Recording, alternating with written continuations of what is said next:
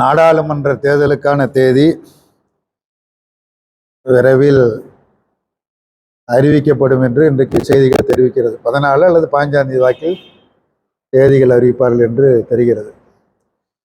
இந்த நிலையில் நாடாளுமன்ற தேர்தலை எதிர்கொள்ளவும், நாட்டில் ஆட்சி மாற்றம் ஏற்படவும், எதிர்காலத்தில் ஜனநாயகம் காப்பாற்றப்படவும், மதச்சார்பின்மை கொள்கை காப்பாற்றப்படவும், அரசியலமைப்பு சட்டத்தால் உருவாக்கப்பட்ட அமைப்புகள் பாதுகாக்கப்படவும், அரசியலமைப்பு சட்டம் பாதுகாக்கப்படவும், இன்றைக்கு இருக்கிற மோடி தலைமையிலான ஆட்சி உறுதியாக அகற்றப்பட வேண்டும். அகற்றப்படவில்லை என்று சொன்னால் நாடு ஒரு பேராபத்தை எதிர்காலத்தில் சந்திக்க வேண்டிய ஒரு அச்சுறுத்தல் இருந்து கொண்டிருக்கிறது. இத்தகைய சூழலில் இந்த தேர்தலை எதிர்கொள்ள நான் முன்னர் சொன்ன பிரச்சனைகளை மையமாக கொண்டு இந்தியா கூட்டணி அதற்குரிய ஆக்கபூர்வமான பணிகளில் தொடர்ந்து ஈடுபட்டு வருகிறது. ஒவ்வொரு நாளும் அது முன்னேற்ற பாதையை நோக்கி சென்று கொண்டிருக்கிறது.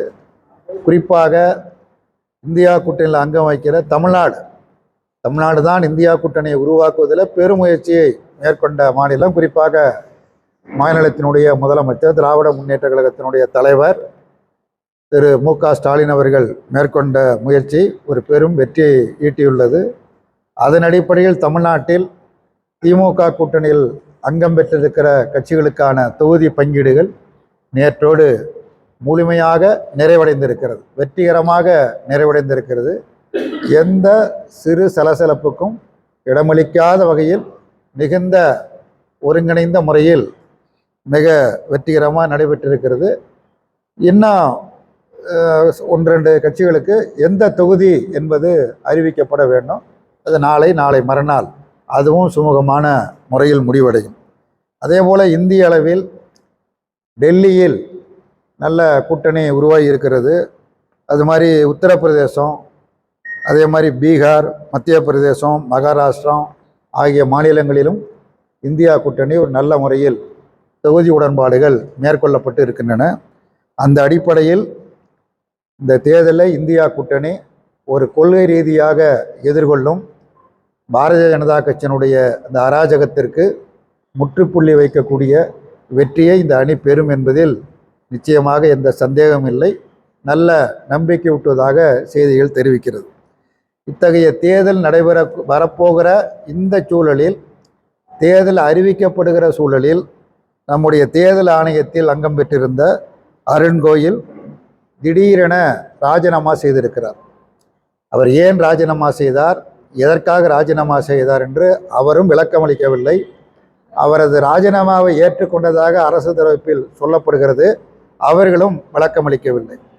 3 பேர் கொண்ட அந்த குழுவில் ஏற்கனவே ஒரு இடம் காலியாக இருக்கிறது. இப்பொழுது இவரும் ராஜினாமா செய்து விட்டார். இப்பொழுது தேர்தல் ஆணையத்தில் தேர்தல் ஆணைய தலைவர் மட்டும்தான் இருக்கிறார். மற்ற 2 இடங்களும் காலியாக இருக்கிறது. இது குறித்து, இந்த பிரச்சனை குறித்து இந்த அருண் கோயில் என்பவர் ஏற்கனவே ஒன்றிய அரசில் ஒரு நிறுவனத்தில் பணியாற்றினார். திடீரென அந்த பொறுப்பு வேண்டாம் என விருப்ப ஓய்வு கொடுத்து விடைபெற்றார். அடுத்த நாளே தேர்தல் ஆணையராக நியமிக்கப்பட்டார். உச்சநீதிமன்றத்தில் இந்த வழக்கு வருவது ஒரு பெரிய கேள்வியாக எழுப்பியது. இப்படி திடீரென முதல் நாள் ராஜினாமா செய்கிறார், விருப்ப ஓய்வு பெறுகிறார். அப்படி பெற்றவரை அடுத்த நாளே தேர்தல் ஆணையராக நியமிப்பதற்கு என்ன காரணம் என்ற கேள்வியை எழுப்பி உச்சநீதிமன்றம் ஒரு நல்ல தீர்ப்பை வழங்கியது, நல்ல ஒரு ஆலோசனையை வழங்கியது. ஜனநாயகம் காக்கப்பட வேண்டும் என்கிற முறையில் தேர்தல் ஆணைய அந்த குழுவை நியமனம் செய்வதற்கு, தேர்வு செய்வதற்கு உச்சநீதிமன்ற நீதிபதிகளில் ஒருவர், பிரதமர் ஒருவர், எதிர்கட்சி தலைவர், இந்த 3 கொண்ட குழுவை அமைத்து இதன் மூலமாக தேர்தல் ஆணையர்களை தேர்வு செய்ய வேண்டும் என்று ஒரு தீர்ப்பு வழங்கியது. ஆனால் மோடி அரசாங்கம் தனக்குரிய அதிகாரத்தை பயன்படுத்தி, நாடாளுமன்றத்தில் தனக்கு இருக்கிற அந்த பெரும்பான்மை, அந்த மிருக பலத்தை பயன்படுத்தி உச்சநீதிமன்ற தீர்ப்புக்கு நேர் மாறாக, நேர் எதிராக, ஜனநாயகமற்ற முறையில் பிரதமரால் நியமனம் செய்யப்படக்கூடிய ஒன்றிய அமைச்சர், எதிர்கட்சி தலைவர் 3 கொண்ட குழு அமைக்கப்படும் என சட்டமே நிறைவேற்றிவிட்டார். அந்த 3 கொண்ட குழுவில் பெரும்பான்மை அடிப்படையில் முடிவு செய்யப்படும். பெரும்பான்மை யாரு? பிரதமரும் அவரால் நியமனம் செய்யப்படுகிற ஒன்றிய அமைச்சர், அந்த 2 பேரும் தான் பெரும்பான்மை. அப்படியானால் தேர்தல் ஆணையமே எதிர்காலத்தில், தேர்தல் ஆணையம் என்பது யாரோ ஒரு கட்சியோ அல்லது ஒரு தனிப்பட்ட அரசாங்கத்தாலேயோ அமைக்கப்படுகிற அமைப்பு அல்ல. இந்தியாவினுடைய அரசியலமைப்பு சட்டம் உருவாக்கிய அமைப்பு அந்த அமைப்பே இன்றைக்கு கேள்விக்குறி ஆகிவிட்டது. இப்பொழுது ஒருவர் மட்டும்தான் இருக்கிறார், தேர்தல் ஆணையத்தின் தலைவர் மட்டும்தான் இருக்கிறார். ஆகவே பாஜக என்ன விரும்புகிறது என்று சொன்னால், ஒரே ஒரு தேர்தல் தலைவரை மட்டுமே வைத்துக்கொண்டு இந்த தேர்தலை நடத்தி முடிக்கலாம் என்று கருதலாம். அல்லது அந்த இடத்தை அவசரமாக நிரப்ப வேண்டும் என்கிற முறையில் தனக்கு வேண்டிய 2 அதிகாரிகளை, பிஜேபி ஆர்எஸ்எஸ் கொள்கையை ஆதரிக்கக்கூடியவர்களை அது நியமனம் செய்யலாம். ஆகவே இந்த வரப்போகிற தேர்தல் ஒரு ஜனநாயக முறையில் நடக்குமா, நடைபெறுமா என்கிற ஒரு மிகப்பெரிய ஐயப்பாடு எழுந்துள்ளது. ராஜினாமா செய்த அருண்கோயில் ஏன் ராஜினாமா செய்தோம் என்பதை நாட்டு மக்களுக்கு சொல்ல வேண்டும். அல்லது ராஜினாமாவை ஏற்றுக்கொண்ட அரசாங்கம் நாட்டு மக்களுக்கு என்ன காரணம் என்பதை தெரிவிக்க வேண்டும் என்று கேட்டுக்கொள்கிறோம். பிரதமர் நாடு முழுவதும் பிரச்சாரத்துக்கு போகிற பொழுது ஊழலை பற்றி தான் அதிகமாக பேசுகிறார். எனது ஆட்சியில் ஊழல் என்பதற்கு இடமில்லை, மோடி ஒருபோதும் அனுமதிக்க மாட்டான் என கம்பீரமாக பேசி வருகிறார். ஊழலுக்கு எதிராக பேசுவதை, ஊழல் மீது நடவடிக்கை எடுப்பதை இந்திய கம்யூனிஸ்ட் கட்சி மனப்பூர்வமாக வரவேற்கிறது, எந்த ஆட்சேபனையும் கிடையாது. ஆனால் தேர்தல் பத்திரம் ஒரு அரசியல் கட்சிகளுக்கு நிறுவனங்களோ மற்றவர்களோ நன்கொடை கொடுப்பதற்கு ஏற்கனவே ஒரு நெறிமுறைகள் இருந்தது. குறிப்பாக நிறுவனங்கள் 3 ஆண்டு கால லாபத்தில் இயங்கினால் அதிலிருந்து 7% நன்கொடையாக அரசியல் கட்சிகளுக்கு வழங்கலாம் என்று நிபந்தனை இருந்தது. அந்த நிபந்தனை முற்றிலுமாக நீக்கப்பட்டு ஒரு நிறுவனம் லாபத்தில் இயங்கினாலும் நட்டத்தில் இயங்கினாலும் அவர்கள் விரும்பினால் எவ்வளவு நிதி வேண்டுமானாலும் கொடுக்கலாம் என்கிற முறையில் சட்டம் திருத்தப்பட்டு தான் இந்த தேர்தல் பத்திர திட்டத்தை கொண்டு வந்து 2018 முதல் இது அமுல்படுத்தப்பட்டு வருகிறது.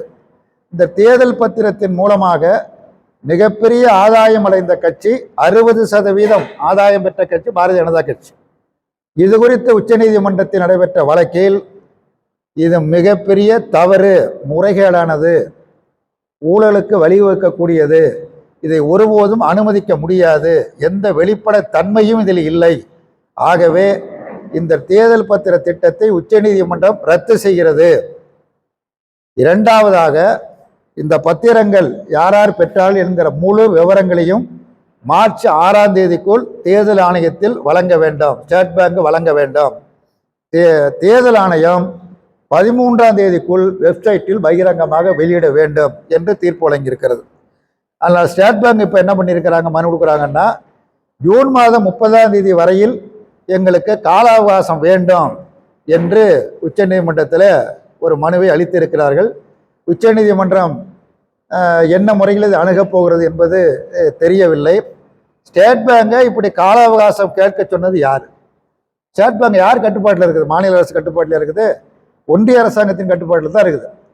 அப்போ ஒன்றிய அரசாங்கம் தனது அதிகாரத்தை பயன்படுத்தி ஜூன் 30 வரை அவகாசம் கேள் என்று கேட்க செய்து இவர்களும் கேட்டிருக்கிறார்கள். அப்படி என்றால் தாங்கள் பெற்ற அந்த நிதி, முறைகேடாக பெற்ற நிதி நாட்டு மக்கள் முன்னால் அம்பலமாகிவிடும் என்கிற அச்சத்தால் இந்த மிகப்பெரிய ஊழலை மூடி மறைக்கக்கூடிய வேலையில் ஈடுபட்டிருக்கிற நரேந்திர மோடி ஊழல் பற்றி பேசுவதற்கு கிஞ்சிற்றும் அருகதை அற்றவர் என்பதை தெரிவித்துக் கொள்கிறேன்.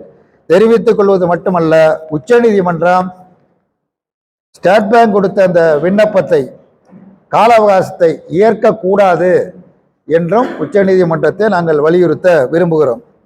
அதே மாதிரி ஜவஹர்லால் நேரு காலம் தொட்டு பிரதமர் நிவாரண நிதி என்று ஒரு நிதி பராமரிக்கப்பட்டது. அது நாடு நிதி சேர்க்கப்படும், அது பொது காரியங்களுக்கு அந்த நிதி பயன்படுத்தப்படும். அதற்கு தணிக்கை உண்டு. தகவல் உரிமை சட்டத்தில் எவ்வளவு நிதி என்னங்கிற விவரங்களையும் கேட்டறிந்து கொள்ள முடியும். ஆனால் மோடி வந்த பிறகு அந்த பிரதமர் நிவாரண திட்டத்தை கிடப்பில் போட்டுவிட்டு அதற்கு மாறாக பிஎம் கோர்ஸ் என்கிற கேப்சர் என்கிற நிதியை தொடங்கினார். இது தகவல் உரிமை சட்டத்தில் எவ்வளவு நிதி வந்திருக்குது, எவ்வளவு இருக்குது, யாருக்கு நீங்கள் கொடுத்தீங்க, என்ன செலவு பண்ணீங்க எந்த விவரங்களையும் கேட்க முடியாது, எந்த தகவலையும் தர முடியாது என்று அறிவித்து விட்டார்கள். அப்படின்னா இதங்காட்டிலும் பெரிய ஊழல் என்னவாக இருக்க முடியும் என்பதும், ஆகவே இதுவும் ஒரு மிகப்பெரிய ஊழலுக்கு வழிவகுக்கிறது. பல கார்ப்பரேட் நிறுவனங்கள், பெரிய வியாபாரிகள் தேசுடைமையாக்கப்பட்ட வங்கிகளில் இருந்து பல ஆயிரம் கோடி நிதிகளை கடனாக பெறுகிறார்கள். அப்படி பெறப்படுகிற கடன் திரும்ப செலுத்துவதில்லை, வட்டியும் செலுத்துவதில்லை, வராக்கடனாக மாற்றப்பட்டு அவை அனைத்தும் தொடர்ந்து தள்ளுபடி செய்யப்பட்டே வருகிறது. இப்பொழுது வைர வியாபாரி நீரவ் மோடி பேங்க் ஆஃப் இந்தியாவில் துபாயில் இருக்கிற வங்கியில், பேங்க் ஆஃப் இந்தியாவுடைய வங்கி கிளையில் 83 கோடி ரூபாய் கடன் வாங்கியிருக்கிறார். அவர் கடனை திருப்பி செலுத்த வேண்டும் என்று வங்கி கேட்ட பொழுது திருப்பி செலுத்தவில்லை, வட்டியும் செலுத்தல, அசலையும் செலுத்தலை. இப்பொழுது லண்டன் நீதிமன்றத்தில் வழக்கு நடைபெற்று அந்த உடனடியாக நீங்கள் 66 கோடி ரூபாயை திருப்பி செலுத்த வேண்டும், உடனடியாக பேங்க் கட்ட வேண்டும் என்று லண்டன் கோர்ட்டு தீர்ப்பு வழங்கியிருக்குது. அவர் கட்ட போறாரா கட்டலையாங்கிறது இல்லை. மோடியுடைய நண்பர்கள் யாருன்னா, அவர் சொல்றார், இந்தியாவில் இருக்கிற 140 கோடி மக்களும் எனது குடும்பத்தை சேர்ந்தவர்கள் அப்படின்னு சொல்றார். குடும்பத்தை பற்றி எல்லாம் பேசுவதற்கு நரேந்திர மோடிக்கு தகுதி உண்டா இல்லையா என்பது எல்லோருக்கும் தெரியும். சொந்த மனைவியோடு சேர்ந்து வாழ்க்கை நடத்த தெரியாத, வாழ்க்கை நடத்த முடியாத மனிதர் தான் குடும்பங்களை பற்றி எல்லாம் பேசிக்கொண்டிருக்கிறார். அவருக்கு யார் நண்பர்கள்? யாரு? இந்திய மக்கள் அல்ல, இந்திய விவசாயிகள் அல்ல, இந்திய தொழிலாளர்கள் அல்ல, இந்திய ஏழை எளிய மக்கள் அல்ல, பொதுமக்கள் அல்ல. அதுக்கு யார் நண்பர்கள் அப்படின்னா, நீரவ் மோடி போன்றவர்கள், அம்பானி போன்றவர்கள், அதானி போன்றவர்கள், இவர்கள் தான் நண்பர்கள். அவருடைய வாழ்க்கை வளப்பட வேண்டும் என்பதற்காகத்தான் கடந்த 10 ஆண்டு கால ஆட்சியையும் செலவழித்திருக்கிறார் என்பதுதான் யதார்த்தமான உண்மை. இங்கே தேர்தல் பிரச்சாரத்திற்கு வந்த பொழுது, திருப்பூருக்கு வந்த பொழுது, மோடியின் பாரதிய ஜனதா கட்சியினுடைய ஆட்சியில் ஜவுளி தொழில் மிக சிறப்பாக இயங்குகிறது, குறிப்பாக தமிழ்நாட்டில் ஜவுளி தொழில் பலமாக இருக்கிறது, மிக சிறப்பாக இயங்குகிறது என்று பொதுக்கூட்டத்தில் பேசினது. தனியாக இல்லை, பொதுக்கூட்டத்தில் பேசியது. ஆனால் உண்மை நிலவரம் என்ன என்பது தெரியும். ஜவுளி தொழில் முற்றிலுமாக முடங்கி கிடக்கிறது. ஏராளமான ஜவுளி நிறுவனங்கள், ஆலைகள் எல்லாம் மூடப்பட்டு விட்டன. கைத்தறி உள்பட, நெசவுத்தொழில் உள்பட அனைத்தும் முடங்கி போய்விட்டது. குறிப்பாக சொல்ல வேண்டும் என்றால், ஒன்றிய அரசாங்கம் நடத்திய, இந்திரா காந்தி காலத்தில் கொண்டு வரப்பட்டது என்டிசி, தேசிய பஞ்சாலை கழகம். இந்தியாவில் 23 மில் இருக்குது. 23 மில் இருக்கு. அதில் தமிழ்நாட்டில் 7 மில் இருக்குது. அதில் குறிப்பாக கோவையில் 5 மில் இருக்கு. என்டிசி மில்லு 5 மில் இருக்குது. மற்ற 2 மில்லு, காளையார் கோயிலில் ஒரு மில்லும் கமுதக்குடியில் ஒரு மில்லும், மொத்தம் தமிழ்நாட்டில் 7 மில்லு. 2020 மூடப்பட்ட மில்லுகள் அனைத்தும் மூடிய நிலையிலேயே இருக்கிறது. பஞ்சாலை தொழில் மிக சிறப்பாக இருக்கிறது. எங்கள் ஆட்சியில் தான் ரொம்ப வளமாக இருக்குன்னா, அரசு நடத்தின என்டிசியை 2020 முதல் இன்று வரையில் திறக்கப்படவில்லை. ஆலைகள்லாம் மூடி கிடக்கக்கூடிய மோசமான நிலைமை. அதே போல் ஒன்றிய அரசாங்கம் நடத்திய அரசு அச்சகம் இங்கே கோவையில் தான் இருக்குது, பெரியநாயக்கம்பாளையத்தில் இருக்குது. 36 ஏக்கர் நிலத்தில் காம்பவுண்டு செவரு பார்த்த நேர்த்தி, நீண்ட காம்பவுண்டு செவரு இருக்குது. 36 ஏக்கர் நிலத்தோட மிகவும் லாபகரமாக இயங்கிய நிறுவனம் அந்த நிறுவனம், அரசு அச்சகம். தமிழ்நாட்டிற்கு மட்டுமல்ல, தமிழ்நாடு, கர்நாடகா, ஆந்திரா, கேரளா போன்ற தென் மாநிலங்களுக்கு அரசுக்கு தேவையானது அனைத்தையும் அச்சிட்டு கொடுத்த நிறுவனம் செயல்பட்டு வந்தது. அது கடைசியாக அது மூடுற பொழுது 80 கோடி ரூபாய்க்கு ஆர்டர் பெற்றிருந்தது. மாநில அரசாங்கத்திடமிருந்து 80 கோடி ரூபாய்க்கு ஆர்டர்கள் பெற்றிருந்தது. அதையும் மூடியாச்சு.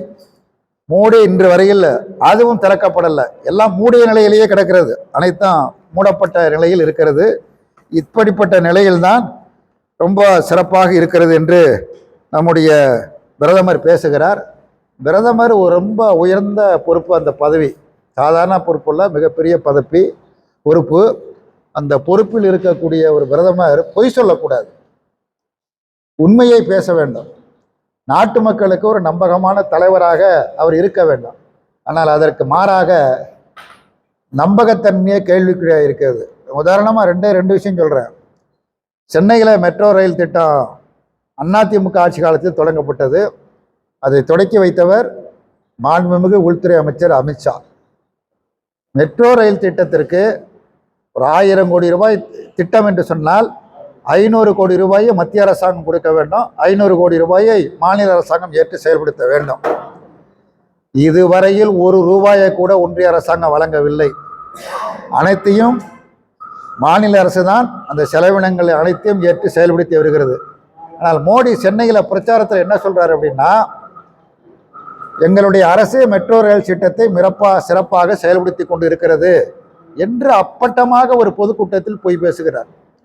அதே மாதிரி இயற்கை சீற்றத்தால் சென்னை உள்பட அங்கே சென்னை தலைநகர 4 மாவட்டங்கள், தென் மாவட்டங்கள் 5 மாவட்டங்கள், 9 மாவட்டங்கள் மிக கடுமையாக பாதிக்கப்பட்டது. மக்களுடைய வாழ்க்கை நிலைகுலைந்து போனது. மிக மோசமாக கடுமையாக பாதிக்கப்பட்டார்கள். மத்திய பாதுகாப்புத்துறை அமைச்சர் ராஜ்நாத் சிங் அவர்கள் தமிழ்நாட்டிற்கு வருகை இருந்தார். குறிப்பாக சென்னைக்கு வருகிறது. ஹெலிகாப்டரில் பாதிக்கப்பட்ட இடங்களை எல்லாம் பார்வையிட்டார். முதலமைச்சரையும் சந்தித்தார். அதே மாதிரி ஒன்றிய நிதியமைச்சர் நிர்மலா சீதாராமன் தென் மாவட்டங்களுக்கு வருகை இருந்தார். பாதிக்கப்பட்ட இடங்களை பார்வையிட்டு சென்றார். மாநில அரசு கேட்டுக்கொண்ட அடிப்படையில் ஒன்றிய அரசினுடைய உயர்மட்ட குழு வெள்ளச் சேதங்களை, புயல் சேதங்களை எல்லாம் பார்வையிட வந்தது. 9 மாவட்டங்களிலும் சுற்றி பார்த்தார்கள், பார்வையிட்டார்கள். முதலமைச்சரையும் சந்தித்து விட்டு பேசி சென்றார்கள். மாண்புமிகு முதலமைச்சர், மாண்புமிகு பிரதமர் கொடுத்த நேரத்தில் அப்பாயின்மெண்ட் அவர் எந்த நேரத்தில் இரவு 10:30 மணிக்கு கொடுத்தாரு.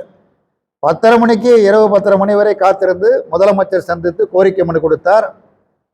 போதாக்குறைக்கு தமிழகத்தைச் சேர்ந்த நாடாளுமன்ற உறுப்பினர்கள் டிஆர் பாலு அவர்களுடைய தலைமையில் எங்கள் கட்சியைச் சேர்ந்த தோழர் சுப்பராயன் உள்பட 8 பேர் ஒன்றிய உள்துறை அமைச்சர் நேரில் சந்தித்து தமிழ்நாட்டிற்கு 37,000 கோடி ரூபாய் இந்த இயற்கை சீற்ற பாதிப்புக்கு நிவாரணம் வேண்டும் என்று கோரிக்கை கொடுத்தார்கள். கொடுத்தவுடன் உள்துறை அமைச்சர் சொன்னார், விரைவில் உங்களுக்கு நிதி வழங்கப்படும் என்றும் அறிவித்தார். இன்று வரையில் ஒத்த பைசா கூட, ஒரு ரூபாய் கூட ஒன்றிய அரசாங்கம் வழங்கவில்லை. இயற்கை பேரிடர் நிதி என தனியாக ஒரு நிதி பராமரிக்கப்படுகிறது. அந்த குழுவிற்கு மாண்புமிகு பிரதமர் தான் தலைவராகவும் இருக்கிறார். ஆனால் ஏன் கொடுக்க மறுக்கிறாங்க அப்படின்னு தெரியல. எந்த உதவியும் செய்யாமல் தமிழ்நாட்டு மக்கள் பாதிக்கப்படுகிற பொழுது, அவர்கள் நிற்கதியாக நிற்கிற பொழுது, வாழ்க்கையை இழந்து நிற்கிற நிலையில் அவர்களுக்கு எந்த உதவியும் செய்யாத பிரதமர் ஓட்டு கேட்பதற்கு என்ன உரிமை இருக்கிறது, என்ன தகுதி இருக்கிறது? தமிழ்நாட்டுக்கு 2 முறை வந்தார், மறுபடியும் வரப்போறாராம். எத்தனை முறை வேண்டுமானாலும் வரட்டும்.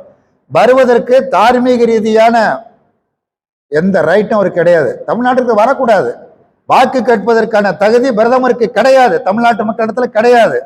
அவர் எந்த மாநிலத்திற்கு உதவி செய்தாரோ அந்த மாநிலத்தில் போய் ஒரு உதவி வாக்குகளை கேட்பது தான் சரியாக இருக்குமே தவிர, தமிழ்நாட்டு மக்களை நிராகரிப்பார், தமிழ்நாட்டு மக்களை அவதிக்கு உள்ளாக்குவார். ஆனால் தமிழ்நாட்டு மக்களுடைய வாக்குகள் மட்டும் வேண்டும் அப்படின்னு கேட்டால் அது என்ன நியாயம் என்று தெரியவில்லை. தமிழ்நாட்டைச் சேர்ந்த 3 மீனவர்கள் இலங்கை நீதிமன்றத்தில் தண்டிக்கப்பட்டு சிறையில் இருக்கிறார்கள். ராமேஸ்வரத்தைச் சேர்ந்த மீனவர்கள், ஒரு மீனவருக்கு ஓராண்டு தண்டனை, 2 படகோட்டிகளுக்கு 6 மாதம் தண்டனை கொடுக்கப்பட்டு இலங்கை சிறைச்சாலையில் அடைக்கப்பட்டு இருக்கிறார்கள். 2014 என்ன சொன்னாரு? பாஜக ஆட்சிக்கு வந்தால் தமிழ்நாட்டு மீனவருடைய நலன் பாதுகாக்கப்படும், அவருடைய உயிர் உடைமைகள் பாதுகாக்கப்படும், இந்த அரசு பாதுகாப்பு அளிக்கும் என்று சொன்னார். ஆனால் தொடர்ந்து துன்புறுத்தப்படுவது மட்டுமல்ல, சிறையில் அடைக்கப்படுகிறார்கள். ஏறத்தாழ 143 தமிழ்நாட்டு படகுகள் இலங்கை அரசாங்கத்தால் பறிமுதல் செய்யப்பட்டு தேசோடைமையாக்கப்பட்டு விட்டது, அந்த நாட்டுக்கு சொந்தம் என அறிவிக்கப்பட்டு விட்டது. இதுவரையில் எந்த நடவடிக்கையும் இல்லை. ஆக ஒட்டுமொத்தமாக தமிழ்நாட்டு மக்கள் பாதிக்கப்படுகிற பொழுது அதில் கவனம் செலுத்தி அந்த பிரச்சனைக்கு தீர்வு காண முன்வராத பிரதமர் மோடி தமிழ்நாட்டில் வாக்கு கேட்பதற்கும் உரிமை இல்லை என்பதை தெரிவித்துக் கொள்கிறேன்.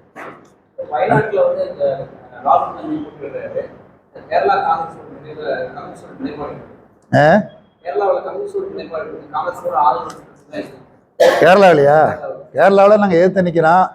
இந்திய குடிமகன், வாக்காளர் பட்டியலில் இடம்பெற்ற ஒரு நபர் இந்தியாவில் எங்கே வேணுமானாலும் போட்டி போடலாம். அந்த அடிப்படையில் ராகுல் அங்கே போட்டி போடுறாரு. எங்களது கட்சிக்கு ஒதுக்கப்பட்ட இடம் 4 இடம், அதில் வயநாடும் உண்டு. நாங்கள் அங்கே போட்டியிடுகிறோம். எங்கள் வேட்பாளரும் ஏற்கனவே அறிவிச்சாச்சு. இந்திய மாதிரி தேசிய சம்மேளனத்தினுடைய பொதுச் செயலாளர், தேசிய நிர்வாக உறுப்பினர் ஆணிராஜா அங்கே போட்டியிடுகிறார். களத்தில் சந்திப்போம். இதில் ஒன்றும் பெரிய பிரச்சனை கிடையாது.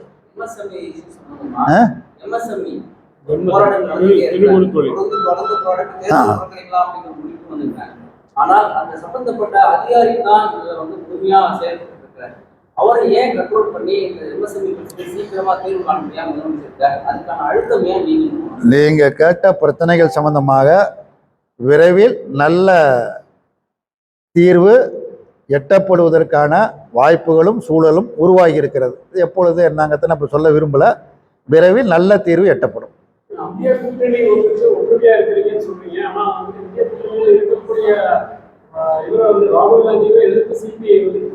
அது ஒன்றும் பிரச்சனை இல்லைங்க. கேரளத்தில் 2 அணி. கேரளத்தில் பிஜேபிக்கு வேலை கிடையாது. ஒரு இடத்தில் கூட டெபாசிட் வாங்க முடியாது அந்த கட்சியால். கேரளத்தில் 20 சீட் இருக்கு. இந்த 20 இடங்கள்ல பிஜேபி போட்டி போடுது. ஒரு தொகுதியில் கூட காப்பு தொகையை திரும்ப பெற முடியாது. காப்பு தொகை சர்க்காருக்கு போய் சேர்ந்துடும். அங்கே நாங்கள் போட்டியிடுவது காங்கிரஸ் தலைமையில் ஒரு அணி, எங்கள் தலைமையில் ஒரு அணி, 2 அணி. இந்த 2 அணி தொடர்ந்து இருக்கக்கூடிய அணி. இந்த 2 அணியும் போட்டி போடும். இந்த 2 அணியில எந்த அணி வெற்றி பெற்றாலும் இந்தியா கூட்டணிக்கு தான். அந்த 20ம் அப்படியே முழு சொலையும் இந்தியா கூட்டணிக்கு தான். அதில் ஒன்றும் பெரிய பிரச்சனையும் கிடையாது. அங்க காங்கிரஸ் ஒரு அணி, இடதுசாரிகள் ஒரு அணி. இதுல விட்டு கொடுக்கறதுங்க வேலை இல்லை. தமிழ்நாட்டில் அதிமுக விட்டு கொடுக்க முடியுமா? அது மாதிரிதான் அங்க. அதனால இந்தியா கூட்டணி, அதனால இல்ல சொல்ல கேட்டுங்க, இதனால இந்தியா கூட்டணிக்கு எந்த பாதிப்பும் ஏற்படவில்லை. அந்த 20 தொகுதிகளும் இந்தியா கூட்டணியில் யார் காங்கிரஸ் வெற்றி பெற்றாலும் இந்தியா கூட்டணி தான், இடதுசாரிகள் வெற்றி பெற்றாலும் இந்தியா கூட்டணி தான். அதனால எந்த வகையிலையும் இந்தியா கூட்டணி பாதிக்காது. அதை பற்றி யாரும் கவலைப்பட வேண்டிய அவசியம் இல்லை. அப்படி ஒரு கட்சியை போய் நாங்க பரிசீலனை பண்ணுங்கிற அவசியம் சொல்ல வேண்டிய எங்களுக்கு அவசியம் இல்லை. அவர் விருப்பம் அவர் போட்டி போடுறாரு. அவர் விருப்பம் வேஸ்ட் ஆகாதுங்க. வேஸ்ட் ஆகாது, ஒன்னும் வேஸ்ட் ஆகாது. அது பிரிகிறதுனால அங்க 2 பேரும் போட்டி போடுறதுனால அதனால பிஜேபி பயன் கிடைக்காது.